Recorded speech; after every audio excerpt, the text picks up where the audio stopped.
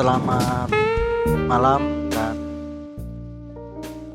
selamat menyaksikan NTV dengan saya Agus Salim di acara Modal Matul. Jadi bermodal matul, maka apa pertanyaan teman-teman akan saya cari jawabannya. Nah, malam ini saya sekarang bersama dengan Dokter Aminuddin. Siapa yang tidak tahu Dokter Aminuddin ya? Tapi di sini saya tidak membahas soal dokternya, tapi saya akan bertanya soal posisi dokter sebagai anggota Komisi 1 DPRD Kota Probolinggo. Nah, Komisi 1 itu meliputi salah satunya meliputi soal pendidikan yang lagi ramai saat ini. Nah, monggo Pak Dewan Dokter diperkenalkan. Terima kasih Mas Agus. Wah, ini teman saya lama ya. Ini semua putranya ini saya yang menolong ya. Mulai dari kehamilannya, istrinya, kemudian sampai persalinannya. Dan sudah agak lama juga nggak ketemu ya. Ini senang sekali saya. Assalamualaikum warahmatullahi wabarakatuh. Pemirsa NTV yang berbahagia. Jadi kita pada bahasan malam ini, ya kata Mas Agus tadi, ngobrolnya santai aja. Santai aja, kemudian membahas yang bukan, ya selama ini mungkin pemirsa kalau ketemu atau melihat saya, wah ini bahasanya tentang masalah kesehatan. Tapi ini kebenaran kita melihat sisi lain dari peranan saya, khususnya di anggota legislatif. Lebih khusus lagi di Komisi 1, yang salah satunya membidangi tentang masalah pendidikan. Nah, ini banyak pertanyaan nanti dari Mas Agus ini. Silakan Mas Agus. Siap. Gini Dok, beberapa hari lalu banyak polemik di masyarakat. Kita tidak usah ke mana-mana ya, cukup lihat Facebook sudah macam-macam tentang penerimaan siswa baru kemarin. Nah, Dinas Pendidikan Kota Probolinggo seperti halnya di dinas-dinas di kota lain melakukan pendaftaran sistem online. Oke. Nah, sistem online ini sebenarnya bagus untuk mencegah COVID Corona ya, biar tidak mewabah banyak. Tapi kendalanya adalah di masyarakat dok. Jadi banyak masyarakat yang tidak puas lah dengan pendaftaran sistem online tersebut ya. Begitu dok. Monggo dok diperjelaskan. Iya, jadi memang sebagai salah satu mitra Komisi 1 Dinas Pendidikan Kota Probolinggo, memang sebagaimana tadi disampaikan oleh Mas Agus sudah melakukan sistem pendaftaran siswa baru. Dan ini memang sistem yang mungkin ya dalam tanda kutip baru, dan juga betul tadi dalam rangka kita menghadapi situasi COVID atau new normal ini. Dan ini sudah memang sebagai mitra di Komisi 1 kita sudah membicarakan ini sejak lama, mulai dari persiapannya, kemudian pendaftarannya, kemudian dalam pelaksanaannya sampai dengan hari ini pun kita melakukan ya pemantauan agar supaya ini berjalan lancar, dan tentu harapan kita adalah lebih baik dari yang sebelum-sebelumnya, dan apa yang menjadi program dari Dinas Pendidikan ini bisa terlaksana dalam artian memenuhi kebutuhan masyarakat, kemudian khususnya pendidikan. Kalau di Dinas Pendidikan ini kan untuk SD sama SMP yang menjadi wewenangnya untuk Dinas Pendidikan Kota Probolinggo. Nah, ini ya seperti kita tahu kan banyak juga masalah-masalah yang timbul dalam sistem itu, karena memang tidak semua kita, khususnya masyarakat ini siap menghadapi dari segi infrastruktur yang mereka ada, kemudian informasi, kemudian, dan ini sangat tergantung memang dengan komunikasi yang dibangun sendiri oleh dinas ke masyarakat dan tingkat penerimaan dari masyarakat itu sendiri terhadap maksud dan tujuan program ini. Nah, ini kalau memang belum terjadi kesepahaman yang sederajat, tentu akan menimbulkan banyak masalah. Ya. Belum lagi memang yang namanya online ini kan masalah-masalah yang timbul itu juga berhubungan dengan kemampuan alat itu sendiri untuk menerima atau mengakses apa yang diharapkan oleh masyarakat. Artinya tidak begitu saja setiap apa. Kita ambil contoh misalnya mendaftar. Begitu kita mendaftar tidak langsung bisa masuk kan itu. Betul. Tergantung dengan situasi, kapasitas, kemudian jaringan yang mau masuk ya. Nah, belum lagi tingkat ya baik keberadaan dari masyarakat ini kan berbeda-beda, apalagi untuk masyarakat yang masih kemampuannya belum mempunyai kemampuan untuk mengakses itu, ini tentu bermasalah. Ya, betul. Nah, kita lihat di terakhir ini itu yang menjadi masalah. Belum lagi masalah yang berhubungan dengan kuotanya atau pagunya tadi. Ya. Per sekolah.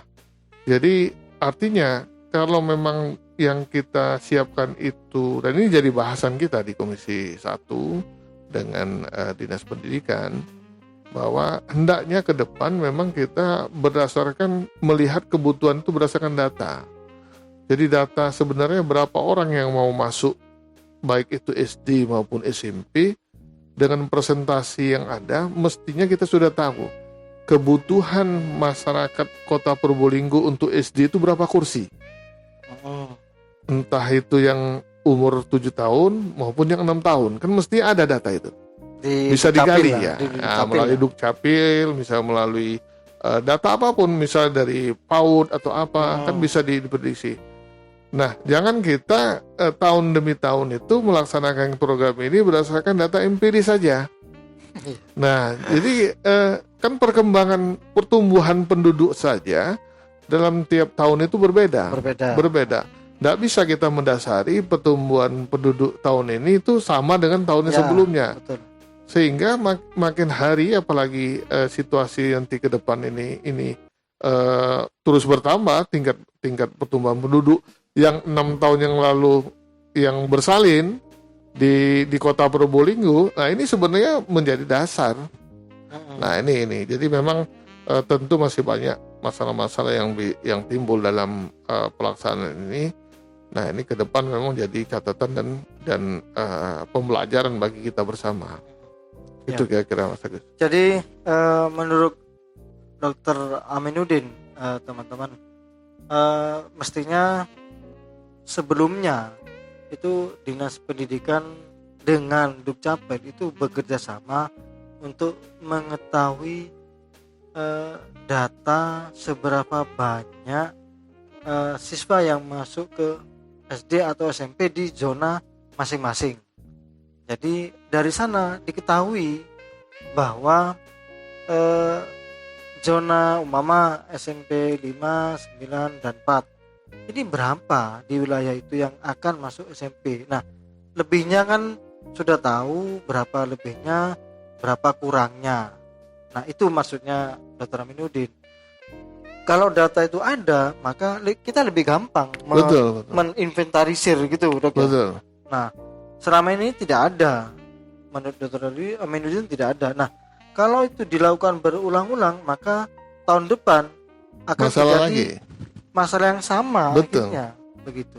Nah, gini Dok, itu persoalan pagu dok, password pagu. Nah ada yang ya kembali lagi ke teknologi ya, satu aplikasi, bayangkan satu aplikasi diserbu ribuan anak, ribuan orang dok, itu pasti down dok.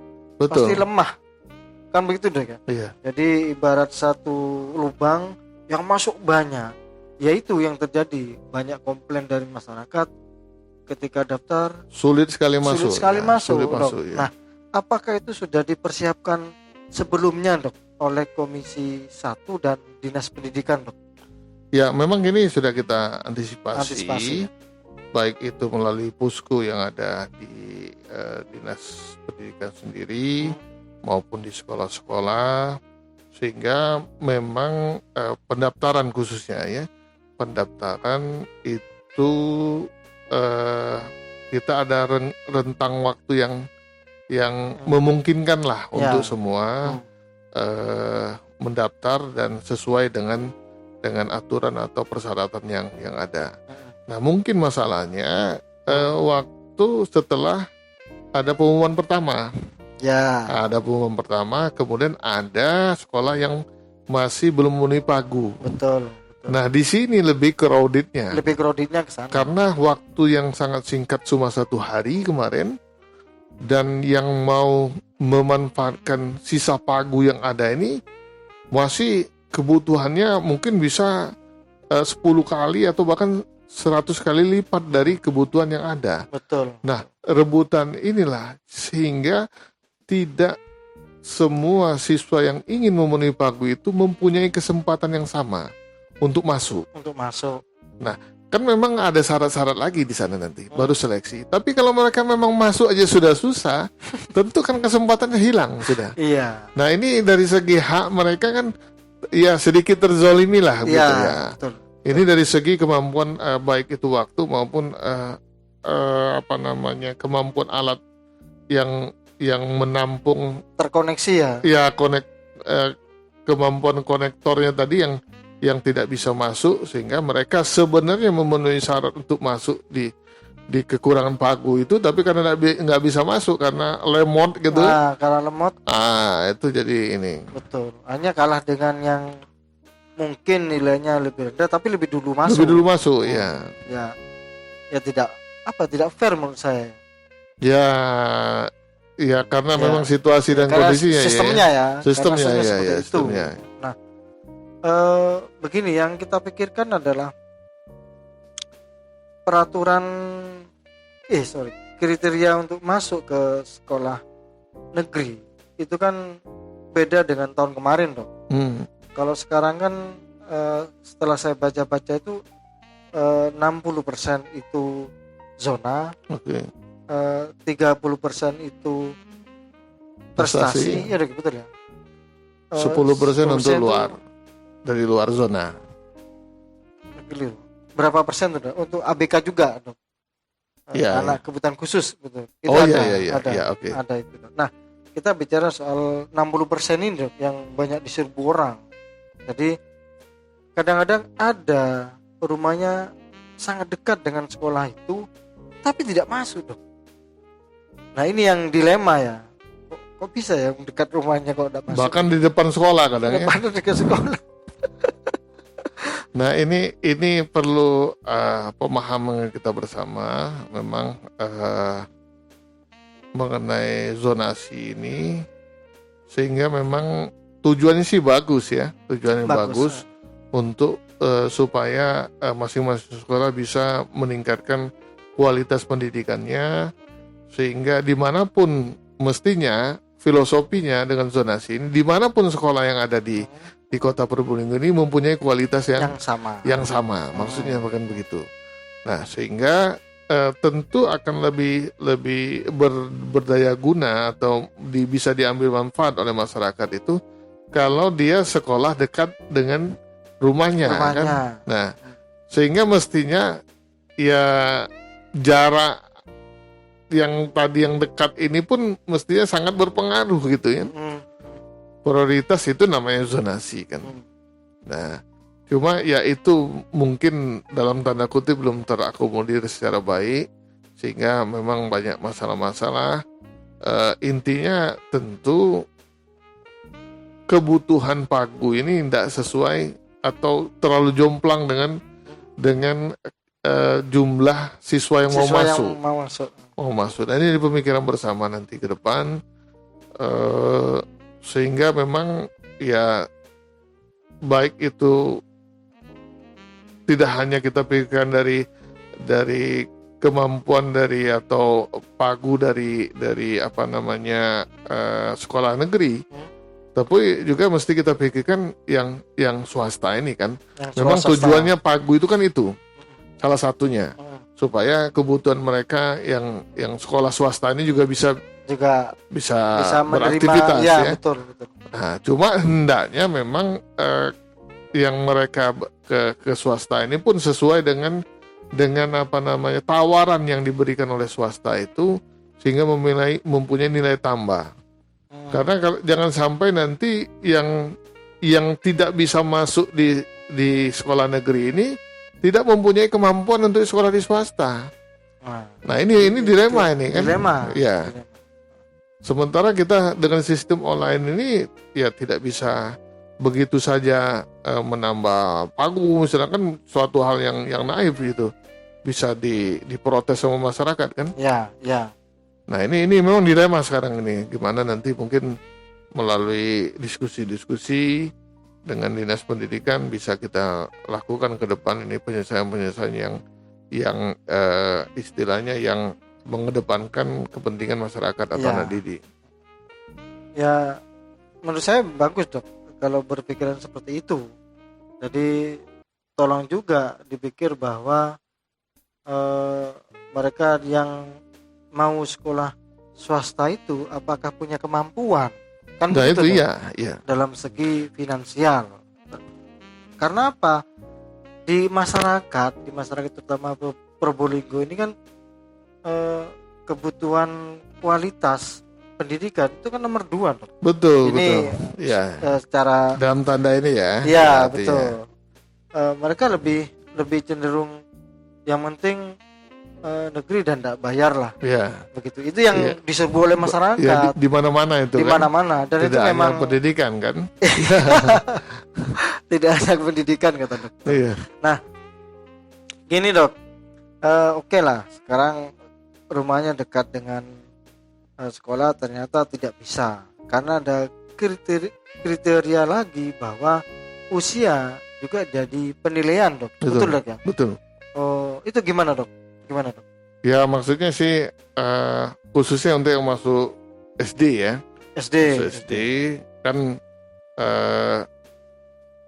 dengan aturan yang ada sekarang memungkinkan.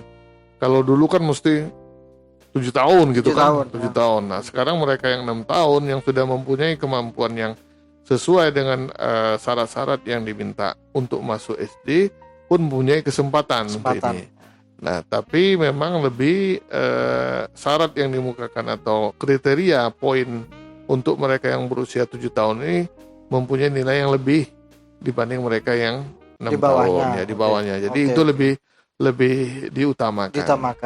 Tapi kan kita harus melihat juga memang mereka-mereka yang 6 tahun ini kalau memang mereka mampu kan sebagai sumber daya manusia untuk masa-masa yang akan datang, makin cepat mereka ini masuk ke dunia pendidikan, makin cepat mereka menjadi nanti SDM yang bisa dimanfaatkan oleh negara ini. Iya, apalagi sekarang di tahun 2020 ini kita tahu kita nanti masuk ke arah 2030 ada yang namanya bonus demografi. Apa itu? Bonus demografi ini artinya masa di sana nanti mereka yang mempunyai usia reproduktif itu paling tinggi posisinya dalam sejarah kehidupan bangsa itu. Sehingga supporting yang nanti terhadap keberadaan bangsa ini dalam segi apapun itu paling besar nanti kita di tahun 2030 itu. Jadi siapapun nanti yang cepat menjadi potensi untuk bisa memberikan sumbangsi kepada negara ini, tentu makin bagus nanti kemungkinan negara ini untuk bisa maju. Oh, gitu. Nah, itu bonus demografi itu. Nah, itu ya kisaran 2025-2030. Jadi mulai ke depan jangan, kalau bisa memang makin cepat anak-anak didik ini masuk ke bangku sekolah dengan tentu kriteria yang sudah ditentukan, itu kan lebih baik. Ya. Nah. Tapi kan ada apa ya? Kayak ada aturan psikologis mereka dok, ketika belum memenuhi masa untuk dididik, itu kan tidak boleh dong. Ya. Biar mentalnya juga cukup. Betul. Untuk menerima pendidikan yang pas di usianya, begitu kan, begitu dok ya. Iya. Ya. Ya memang ini tantangan kita bersama lah ya. Jadi tantangan itu kalau pada masa kesiapan untuk masuk ke SD itu tentu adanya di PAUD nanti. Di pendidikan prasekolah ya. Betul. Ya, taman kanak-kanak lah gitu. Gimana nanti taman kanak-kanak kita pun termotivasi untuk menyiapkan anak-anak didiknya sehingga cepat bisa menyesuaikan atau siap lah masuk untuk PSD. Saya pikir sekarang PAUD sudah cukup lumayan, bagus lah ya. Dari kualitasnya bahkan hampir ya kalau nggak bisa dibilang 90%, mungkin 80% ke atas mereka yang mau masuk sekolah ini ya sudah bisa baca tulis kan. Hampir ya 90% mungkin lebih. Ya, betul. Nah, jadi secara mental maupun tingkat kepercayaan dari siswa itu secara psikologis, saya pikir enggak masalah lagi. Nah, ini harus kita baca sebagai suatu tantangan dari Dinas Pendidikan untuk bisa mewadahi anak-anak didik ini ke depan, sehingga jangan sampai nanti walaupun mereka 6 tahun, kalau mereka sudah mampu siap untuk ini, kemudian wadahnya tidak ada, artinya tidak bisa masuk ke sekolah ya dengan berbagai alasan. Nah, ini kan kita tidak siap menghantarkan anak bangsa ini untuk menjadi SDM di masa yang akan datang. Iya, betul. Nah, dan itu bukan main, kurang 1 tahun itu sudah banyak pengaruh untuk sistem baik perkembangan jiwanya maupun kemampuannya dalam baik pengalamannya untuk sebagai modal mereka untuk menapaki kehidupan yang masa yang akan datang. Oh, ya keren juga ya pandangan seorang dewan dan ternyata dokter. Nah, itu kelebihannya. Kalau dokter jadi dewan. Nah, masalahnya adalah ya bukan dokter tapi jadi dewan gitu. Itu yang urusan mereka lah. Nah, begini, kembali lagi urusan ke penerimaan siswa baru itu. Jadi menurut saya dan teman-teman, apakah kemarin yang penerimaan siswa baru ini tidak disimulasikan begitu, biar kesalahan terkecil pun itu bisa teratasi gitu. Ya, saya pikir sudah ada ini persiapan ya dari Dinas Pendidikan. Cuma memang yang saya lihat yang menjadi dasar untuk pelaksanaan penerimaan siswa baru pada tahun yang ini itu istilahnya empiris. Jadi empiris itu apa yang sudah terjadi, apa yang sudah dilakukan yang kemarin tahun lalu. Mungkin ada, saya jelas sudah ada pemikiran, oh ini kita tambah berapa persen gitu kan. Tapi yang paling valid memang berdasarkan mestinya saya bermimpi nanti suatu saat Kota Probolinggo ini punya big data.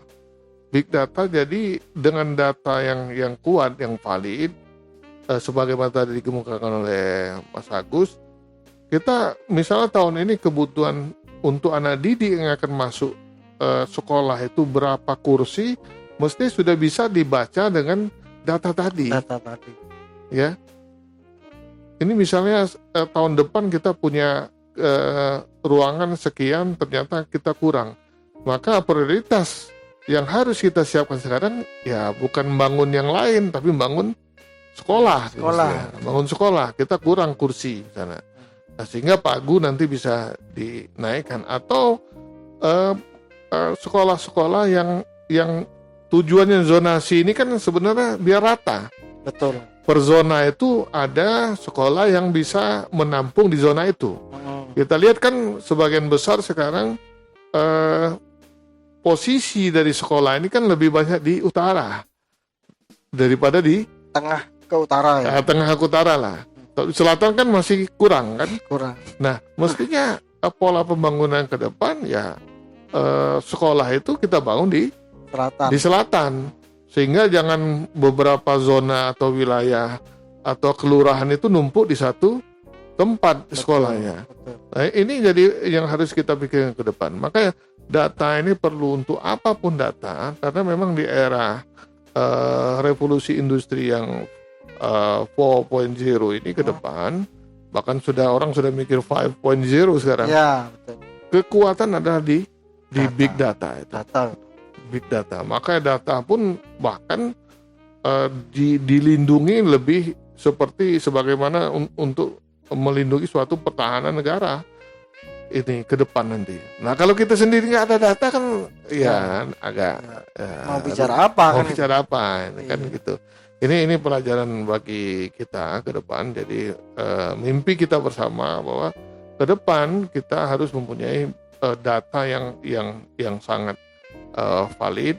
Apapun varian dari data itu, misalnya data suatu keluarga, anaknya, umurnya, pendidikannya, kemudian kualitas ekonominya, kemudian bagaimana perkembangannya tiap waktu ke waktu itu, ya artinya bisa saja misalnya sekarang dia pegawai. Nah, mungkin karena situasi COVID ini bulan depan sudah bukan pegawai lagi gitu. Betul. Nah, ini dengan big data, dengan sistem yang bisa dikembangkan, itu pergerakan dari penduduk ini baik dari data utamanya maupun variannya bisa kita ketahui.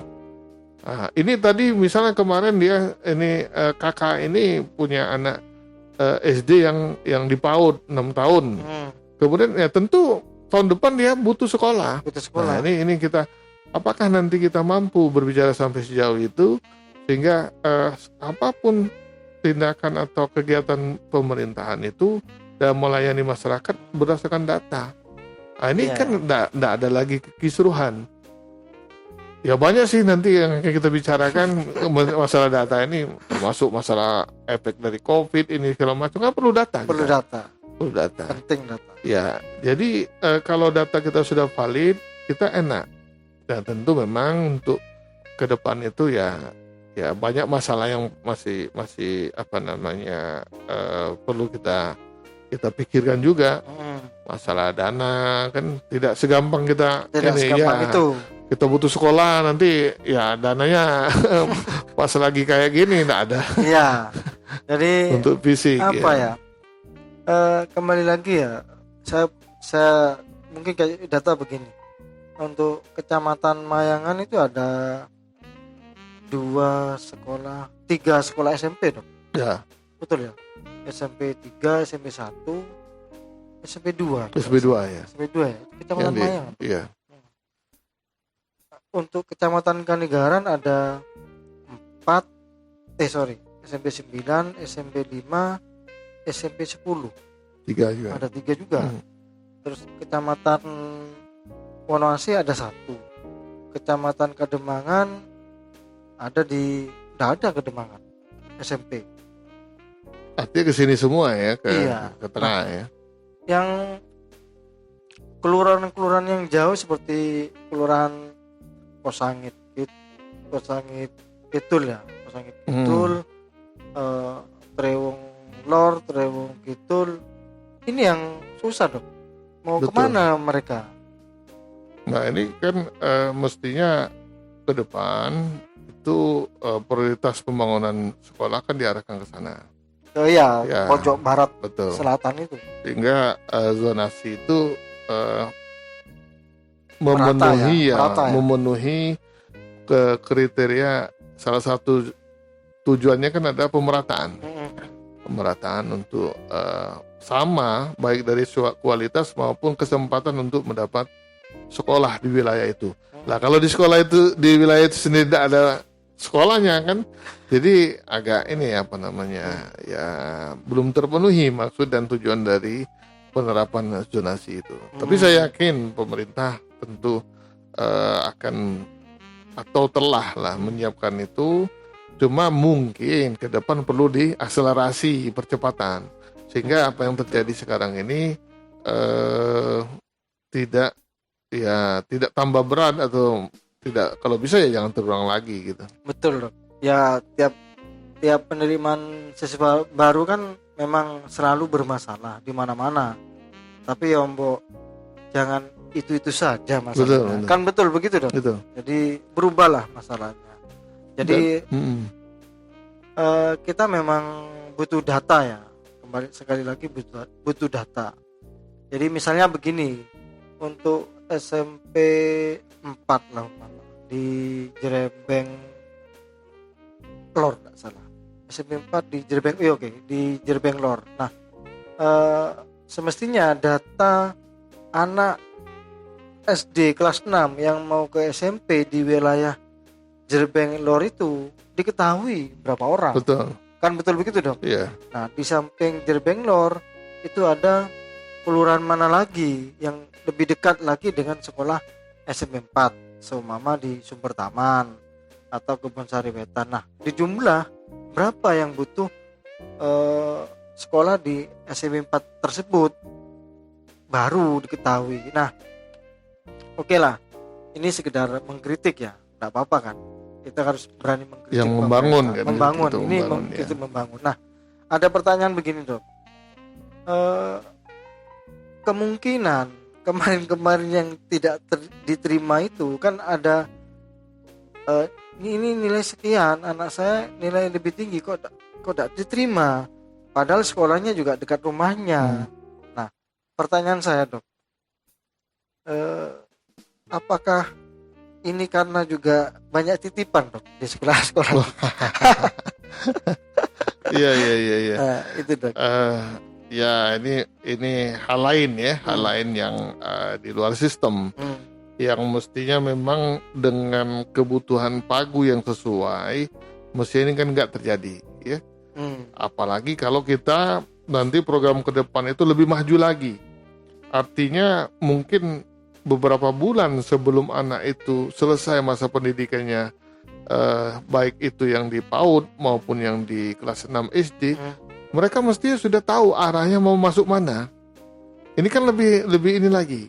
Artinya ya satu sisi sekolah negeri itu siap untuk menyiapkan pembangunan SDM dari masyarakatnya. Kemudian ini memancing juga sekolah-sekolah swasta untuk berinovasi dan menjadi tantangan untuk menampilkan yang terbaik ya. Yang terbaik dan khasnya apa yang dikembangkan di sekolah itu sehingga bisa menarik minat dari anak didik untuk sana.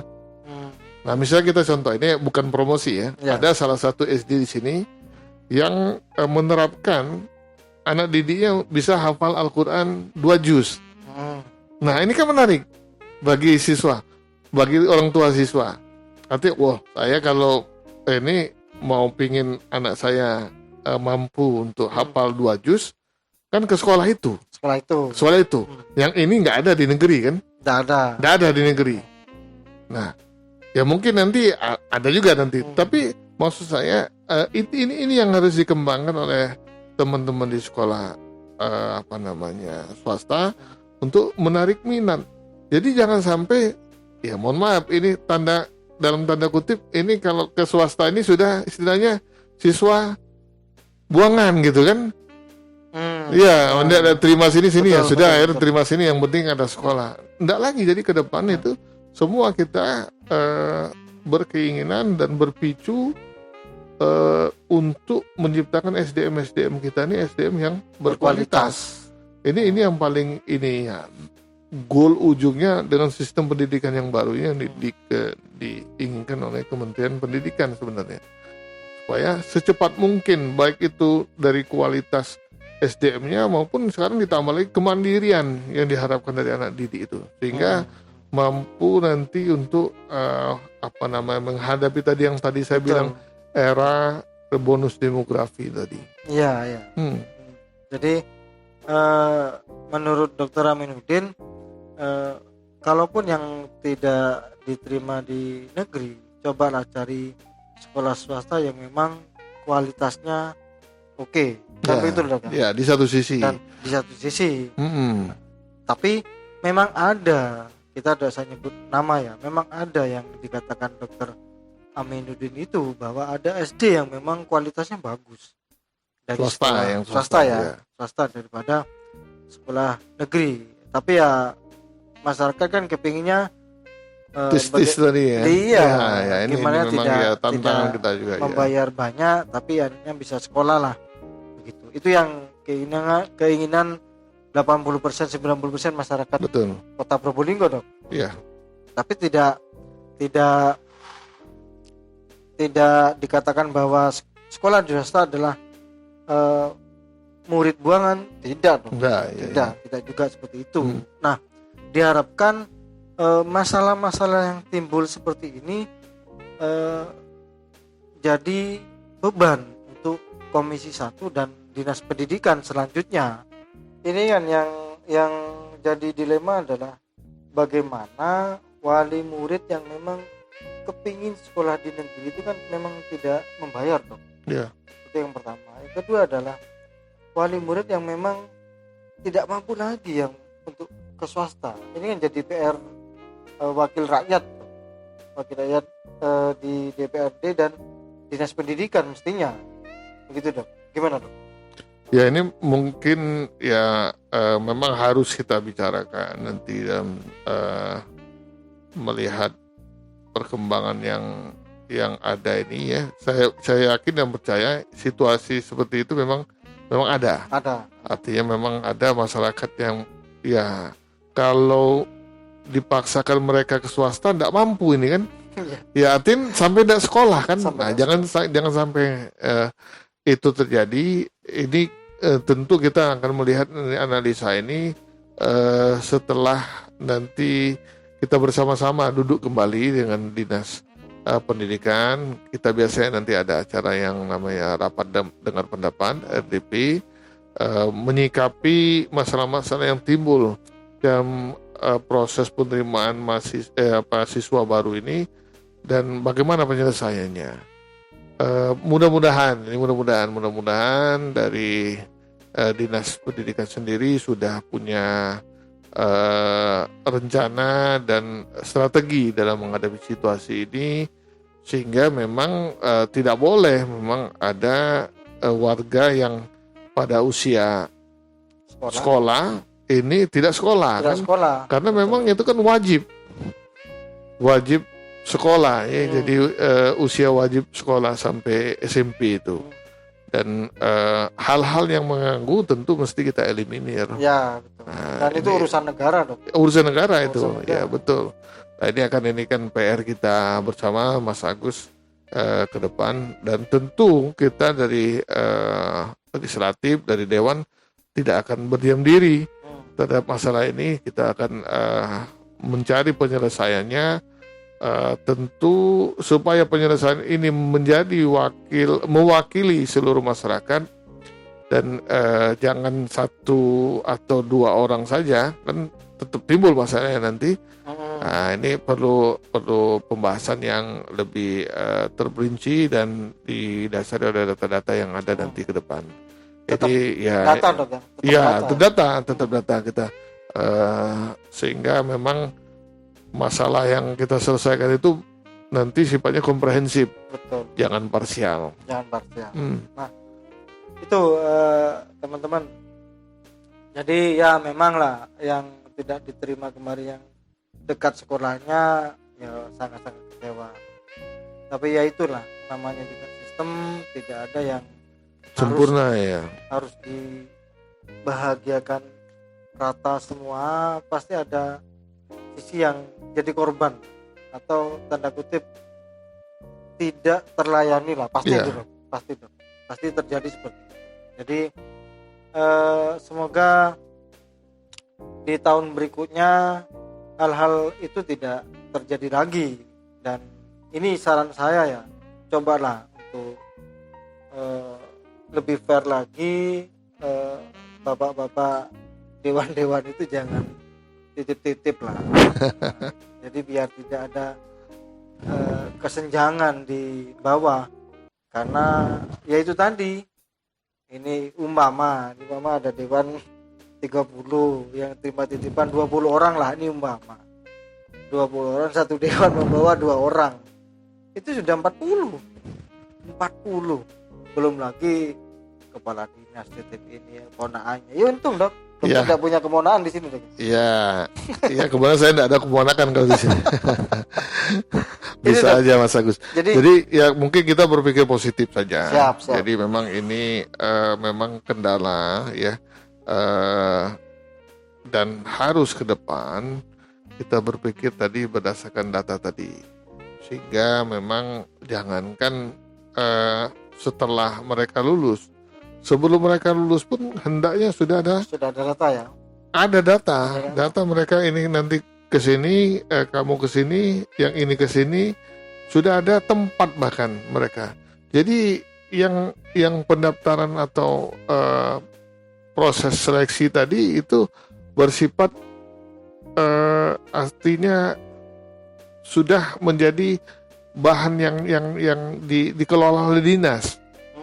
Oh, kamu mestinya ke sini, jangan ke sini karena kemampuanmu sini. Kan walaupun di zonasinya ada sekolah-sekolah itu kan yang memang istilahnya tingkat ya diketahui bersama lah oleh masyarakat. Wah, ini berat sekolah di sini gitu kira-kira. Ya. Nah, misalnya SD berapa gitu kan. Nah, ada mereka yang nggak berani sekolah di situ kan. Ada. Nah, ini kalau kamu misalnya di sini nilai moga ini ya jangan ke sini, stres nanti kan. Nah, baiknya ke sana. Nah, ini sudah terjadi sebelum memang sebelum mereka atau tidak dibuat repot lah kira-kira begitu calon anak didik ini dalam proses perkembangan mereka untuk sekolah. Nah, ini yang ke depan kita lebih ke hulu lagi kita harapkan nanti. Dan memang ke depan juga pemenuhan tadi selain pagu, kemudian jumlah pembangunan sekolah lebih menyamaratakan dengan zonasi tadi, dan kita harapkan juga ya semua kualitas baik itu sekolah negeri maupun swasta itu bersaing untuk meningkatkan kualitas, sehingga memang tidak lain dan tidak bukan kebanggaan kita akan ke depan itu adalah kalau memang anak-anak didik kita ini menjadi anak-anak yang berkualitas jelas ininya, tujuannya, kemudian sasaran dari mereka ini nanti memang anak-anak didik itu menjadi anak-anak yang berguna dengan sistem yang dikembangkan untuk menopang kekualitasan mereka itu tadi. Tawaran sudah banyak sekarang kan. Misalnya tadi saya menarik misalnya ada sekolah yang mewajibkan anak-anak didiknya untuk hafal 2 juz. Karena memang di tingkat universitas sudah ada yang menawarkan mereka yang hafal misalnya 10 juz itu tanpa tes. Mestinya ini jadi pemikiran.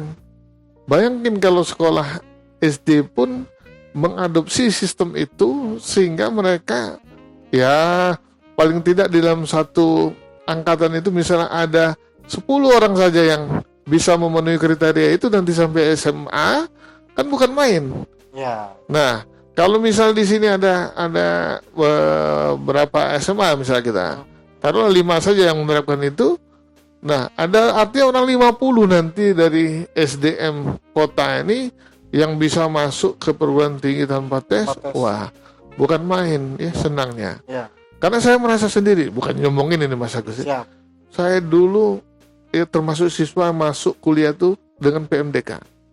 Oh, dokter. Saya dulu masuk kedokteran tuh karena PMDK. Mana? Di Sriwijaya. Universitas Sriwijaya Palembang. Palembang. Iya. Itu sudah bukan main senangnya. Apalagi kalau misalnya SMP sudah hafal misalnya 5 juz tadi. Ini kan sudah tiket dia nanti. Nah, gini, ini pemikiran strategis ini perlu kita kembangkan sehingga memang kita melihat juga ke depan ini sistem pendidikan ini ya mau tidak mau melihat tawaran yang ada di universitas. Ya, selain itu ya arahnya memang ke istilahnya kalau sekarang passing grade itu kan. Passing grade. Bagaimana anak-anak kita mampu nanti mengikuti itu. Baik ya, walaupun misalnya SMA bukan bagian dari dinas pendidikan nanti di itu wewenang dari 31 ya. Tapi kan kalau dari SMP mereka sudah disiapkan secara berkualitas, tidak sulit mereka nanti SMA itu untuk menyesuaikan universitas ya, artinya memenuhi passing grade yang ditetapkan oleh masing-masing universitas itu. Iya. Pertanyaan agak ya apa ya, pertanyaan iseng dok.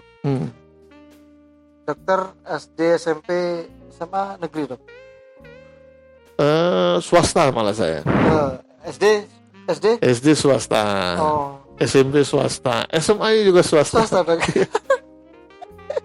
Jadi begitu teman-teman. Jadi SD, SMP negeri itu bukan jaminan sebenarnya. Bukan jaminan bahwa nanti SD negeri, SMP negeri, SMA negeri, universitas negeri akan jadi pegawai negeri. Tidak jaminan. Kan tidak jaminan. Tidak jaminan ya. Tidak jaminan. Ya bukti Dokter Aminuddin SD, SMP, SMA swasta. Swasta ya. Saya SD negeri, SMP swasta, STM swasta. STM dok. STM ya. Saya STM swasta dok. STM ya saya promo lah. STM Yani the best namanya. Nah, tapi begitu teman-teman ya, bahwa kecenderungan masyarakat Kota Probolinggo itu kan ya bagaimana caranya sekolah gratis tapi bagus. Itu kan memang kemauan semua manusia. Betul. Nah, dokter, kemauan semua wali murid, orang tua kemauannya begitu. Tapi bukan berarti sekolah di negeri juga masa depannya juga bagus, tidak berarti. Bukan tergantung berarti, ya, tergantung di masing-masing individu. Di masing-masing individu dan lingkungan dan pengalamannya nanti, begitu dok. Begitu dok ya. Betul. Jadi kewajiban kita sebagai ya pemerintah lah gitu, atau unsur pemerintahan atau masyarakat menyiapkan media yang baik untuk anak-anak didik kita ini sehingga mereka bisa berkembang sesuai dengan kemampuannya dan nanti memang menjadi SDM yang berkualitas untuk mengelola semua sumber daya alam yang ada di Indonesia ini, sehingga ujung-ujungnya kalau memang persepsi kita ini sama seluruh Indonesia, ya insya Allah ke depan ini yang saya bilang tadi di era-era 2030 kita sudah bisa menjadi negara yang maju. Sebab tidak semua negara yang sudah melewati, karena bonus demografi ini cuma sekali dalam sejarah kehidupan bangsa. Mas Agus, iya. Banyak yang berhasil, misalnya Malaysia itu tahun 80-an berhasil ya. Singapura sebelumnya lagi tahun 70-an. Kemudian Amerika ya sebelumnya lagi tahun 60-an ya. Yang terakhir kan Cina. Cina itu di tahun 90-an malah ya, bonus demografinya. Nah dia berhasil untuk menjadi negara yang bukan main superpower sekarang. Betul. Tapi ada yang nggak berhasil, yang sudah melewati bonus demografi. Se-India sudah melewati. Sulit nanti dia untuk bangkit lagi karena komposisi jumlah penduduk ini yang sangat bisa untuk menjadi modal bagi suatu negara itu saat penduduknya sebagian besar produktif. Produktif dalam hal apa, dok? Produktif, artinya usia produktif. Nah, kalau mereka sudah melewati itu, misalnya sudah banyak yang tua dibanding yang muda, betul. Tentu nggak produktif lagi. Mereka prinsipnya kalau dengan bonus demografi itu yang produktif ini kan menanggung yang tidak produktif. Ya, iyalah. Ya. Nah, bayangin kalau nanti kalau ya ada piramida penduduk itu sudah kalau yang ini kan yang gembung di tengah itu ya. Nanti kita harapkan. Tapi kalau sudah gembungnya di atas. Seperti misalnya sekarang kan kayak gitu misalnya di negara-negara Eropa ya, Jepang. Penduduk yang usia lanjut itu mengembang banyak kan karena tingkat pelayanan kesehatan yang tinggi. Nah, ini sudah tidak mampu nanti mendongkrak suatu negara menjadi penopang mengangkat negara ini menjadi negara yang maju. Nah, ini harapan kita ke depan, tugas kita bersama dalam menyiapkan SDM kita ini supaya nanti memang betul-betul siap. Ya, jangan nanti seperti kata banyak orang, kita ini nanti jadi kuli di dalam negeri sendiri. Nah, itu. Iya. Keren. Jadi kira-kira kita 10 tahun lagi deh, Kak. 10 tahun lagi ini. 10 tahun lagi di masa bonus demografi. Inilah yang menjadi dasar bahwa sekarang dana pendidikan itu lebih besar dari dana-dana yang lain. Ini dasar pemikiran perkembangan demografi inilah, maka sekarang kita di Indonesia ini digenjot di Dinas Pendidikan ini dengan dana yang besar supaya nanti SDM kita ini siap menghadapi itu tadi. Kalau SDM siap, maka Indonesia akan lebih maju lagi. Pasti kita harapkan, karena memang kita ini bukan main untuk sumber daya alam kita ndak kurang. Betul. Nah, tinggal SDM-nya yang masih kurang. Dipersiapkan 10 tahun lagi, kawan. Jadi menurut dokter 10 tahun lagi kita ada masa bonus demografi. Jadi monggo yang punya anak yang memang di masa 10 tahun lagi itu masa yang produktif, maka itu bonus. Betul. Dan itu berguna bagi negara. Ya, alhamdulillah kalau katakanlah 40% lah dari penduduk Indonesia berpikir ke sana. Itu sudah luar biasa, Dok. Luar biasa. Lonjakannya nanti kita akan menjadi negara yang maju, insya Allah. Amin. Insya Allah, amin. Nah, pertanyaan saya satu kali dan terakhir, Dok. Ya, mungkin ada pertanyaan lain. Dokter masih jadi ketua Gerindra, Dok. Oh iya. Wah, ini politik ini. Tapi bukan pertanyaan, Dok. Tadi, Dok. Pertanyaan satu. Dijawab monggo, enggak dijawab enggak apa-apa, Dok, karena masih lama. Kira-kira ke depan, Dok. Ya. Dokter nyalon apa enggak? Untuk nyalon wali kota. Ya, ini begini sebenarnya. Kita pingin kota ini maju. Siap, itu. Saya juga pingin. Semua pingin. Jadi saya berbincang-bincang dengan tokoh-tokoh di Probolinggo ini. Artinya kita kalau keinginan kita itu sudah terwakili oleh siapapun, ya kita senang gitu.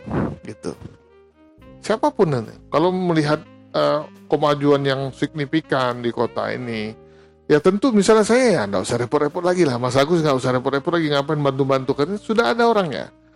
Nah ini kata kuncinya, Mas Agus. Betul. Jadi kita lihatlah ke depan nanti. Kalau ini kota sudah maju, sudah semua keinginan dari masyarakat sudah terpenuhi dan kita mampu mengikuti perkembangan baik tingkat regional, tapal kuda ini, provinsi, apalagi nasional, ya kita dukung aja yang sudah yang ini kan. Artinya betul. Mungkin saya fokus nanti ke mendukung bidang kesehatannya gitu ya. Cuma itu kalau memang sesuai. Nah, yang jadi masalah kan kalau memang nanti kita merasa masih banyak yang kurang gitu ya. Tentu kita sebagai anak bangsa ini terpanggil lah mestinya. Mereka yang berkualitas itu terpanggil tentunya untuk bisa memberikan sumbangsi yang maksimal kepada perkembangan atau kemajuan khususnya pembangunan di kota ini. Ya. Jadi itu kata kuncinya, Mas Agus. Jadi itu bahasa politik seorang dokter, tapi ya keren. Kalau ada yang bisa mewakili pemikiran atau keinginan dari beberapa orang yang ingin kota ini maju, ngapain repot-repot? Iya, Kan betul. maksudnya kan begitu dong. Betul. Saya juga begitu dong. Kalau memang ada yang mewakili pemikiran saya dan kota ini harus begini-begini, ngapain saya harus maju, kan begitu dong. Iya, betul. Jadi itu akhir dari pembicaraan saya dan Dr. Aminuddin, yang mana seorang anggota DPRD Komisi 1, salah satunya di bidang pendidikan juga. Jadi terima kasih atas perhatiannya. Saya Agus Salim dan Dr. Aminuddin. Terima kasih pemirsa NTV. Sampai ketemu lagi nanti di lain acara dan ada satu pembahasan lain lagi nanti saya dengar. Apa itu? Sampah. Jadi dokter punya ide-ide tentang sampah. Nanti kapan lagi kita ketemu dengan Dr. Aminuddin membahas sampah, bagaimana cara mengolah sampah yang baik. Ya. Terima kasih atas perhatiannya. Assalamualaikum warahmatullahi wabarakatuh. Waalaikumsalam warahmatullahi wabarakatuh. NTV